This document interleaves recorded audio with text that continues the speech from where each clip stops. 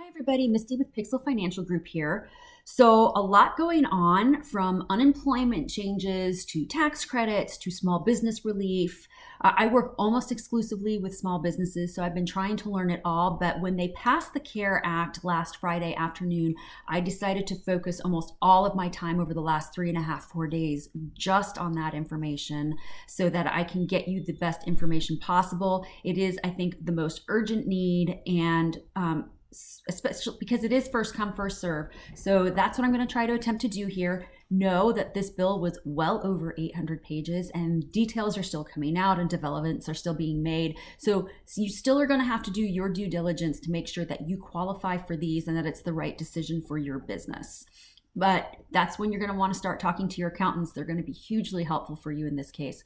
But luckily, the SBA, the Small Business Administration, has done a fantastic job of getting information on their websites in an easy to read, easy to understand format. I know that I have relied heavily on it as I've gone through all of this, along with a bunch of other resources, but it's definitely a great place to go and get your information. They are the ones administering these loans, so make sure that you're taking a look at that. And excuse me while I mute all of my notifications there. Okay, there we go. So I'm going to start off with the Payment Protection Program loans. So we're going to call them PPPs. Now, these are 100% federally funded loans that are designed to get employers through the COVID-19 emergency and make sure that they can cover payroll, okay? It's one per business. You cannot apply for more than one, and these loans are available from February 15th, 2020 through June 30th of 2020. And I know some of you are scratching your heads going, but they just passed it on March 27th. Well, what they're saying is that the expenses that are qualified for this, the expenses that this is allowed to cover, will start as of February 15th. So it's retroactive expenses. So just keep that in mind, and that's why it is written the way that it is written. Now, again, not all businesses may be covered, so make sure yours is covered.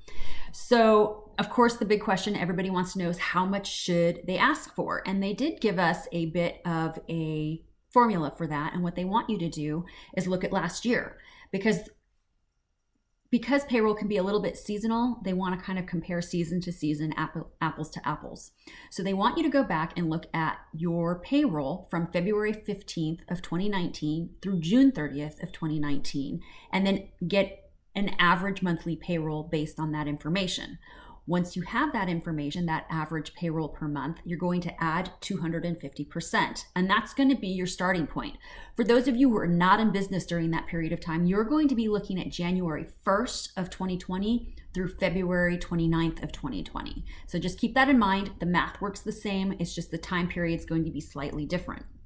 So the costs that are eligible to be paid for with this loan money are compensation, payroll, paid leave, group health benefits, and retirement benefits, state and local taxes, some, not all, especially those related to payroll, rent, utilities, mortgage obligations, and debt obligations.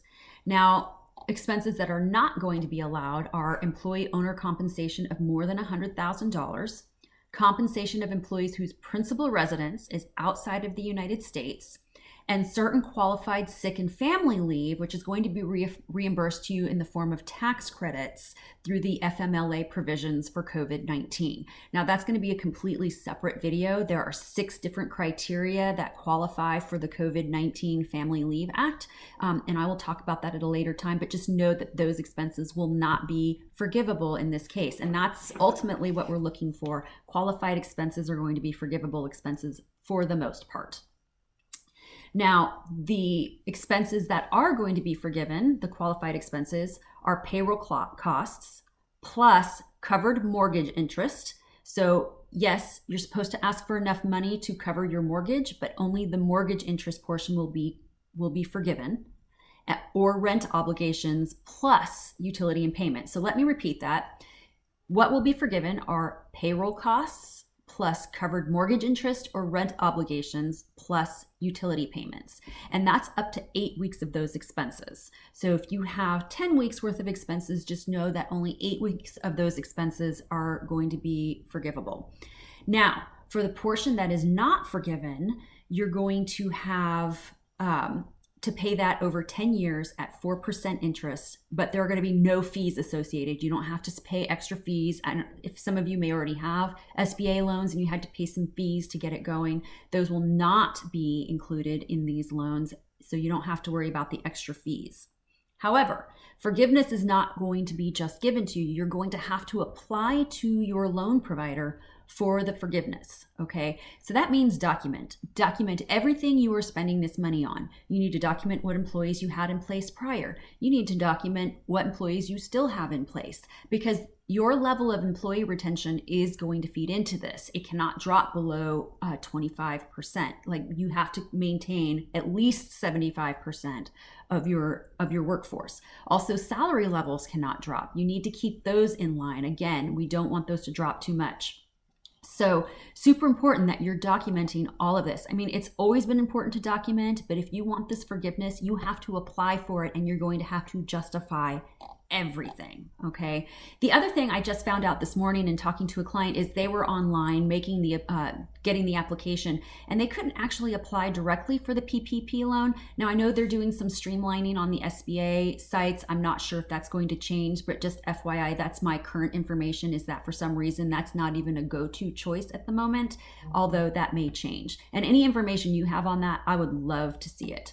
I will be taking a class today on all the SBA application stuff, so I'll make sure to get to you on that one.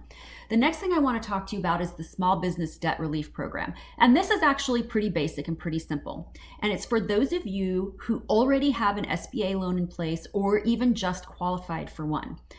And these are loans that have absolutely nothing to do with the COVID-19 emergency. These are simply the loans that you used to help your businesses out.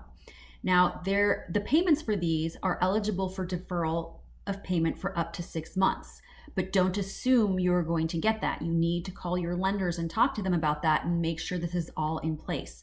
You don't want your credit to get hit during this entire time. So communication is the key. All right, now on to the EIDLs.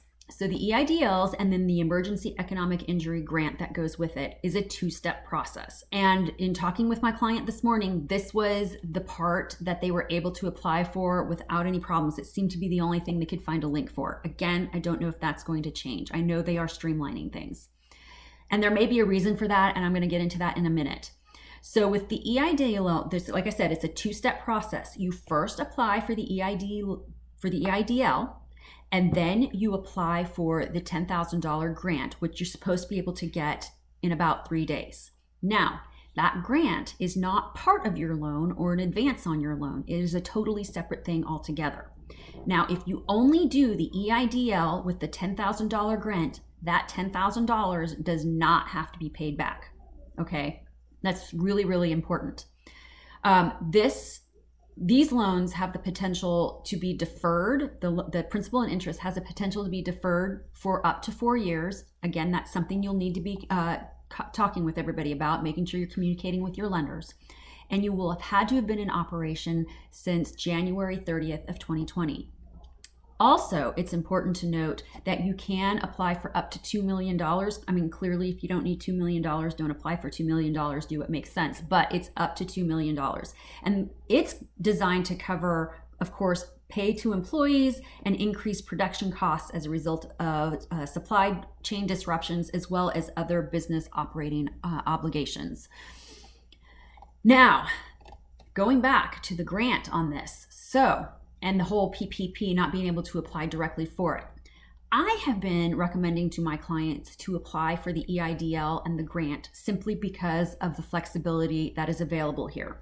And the flexibility is, theoretically, based on my information, you can apply for both a PPP and an EIDL loan, okay? However, if you have both and you have a PPP with forgiveness, that forgiveness is going to be reduced by the amount of the grant that you do not have to pay back. So just so you know, let's say you had a PPP that was that qualified for $20,000 of forgiveness, but then you also went and got the EIDL loan with the $10,000 grant.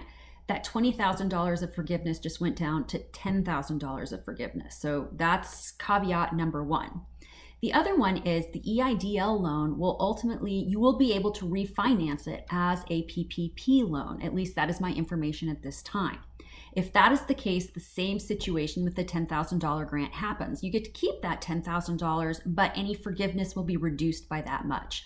So I kind of like this in that you'll be able to sit down with your accountants and business consultants and figure out what the best course of action is in terms of long-term plan, payroll, all of those wonderful things, cash flow. So be making appointments with your consultants, with your CPAs, with your managerial accountants so that you can discuss what the best course of action here is. But I think applying for the EIDL loan is like the best course of action initially.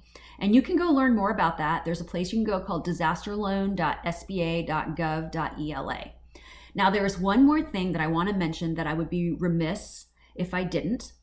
And that is some of these may not apply to you at all. You may be a single person, LLC, self-employed, and these just don't make sense. For example, I have a couple of clients who are one-man, one-woman teams. It's just them. They don't have rent. They don't have a mortgage obligation. They just have personal expenses they have to cover, and yet they're losing business and they're losing the cash flow coming in.